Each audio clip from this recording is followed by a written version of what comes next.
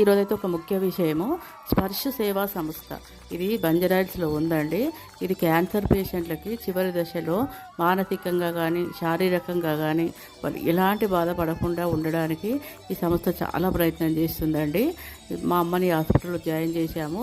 2023 జనవరి 1 రోజు మాత్రం వాళ్ళు కేక్ కట్ చేయించారండి. అమ్మ నేను ఇప్పుడే ఫస్ట్ టైం కేక్ కట్ చేయడం చాలా సంతోషపడింది. మేము చేయలేని పని వాళ్ళు చేసినందుకు మాకు కూడా చాలా హ్యాపీగా ఉంది. హాస్పిటల్ గురించి మా అమ్మ మాటలే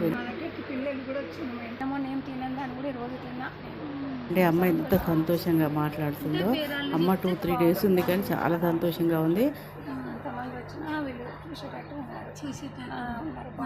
మీరు టేక్ కేర్ కదా అమ్మ ఇక్కడ అమ్మనా చాలా బాగా చాలా బాగుంది. మళ్ళీ రావాలి, మళ్ళీ చాలా కూడా మళ్ళీ వస్తా. సో ఓకే, చాలా మంది చెప్పాలి. ఇప్పుడు ఆనందంగా ఉంది. వేరే వాళ్ళకు కూడా చెప్పాలి. దానికోసం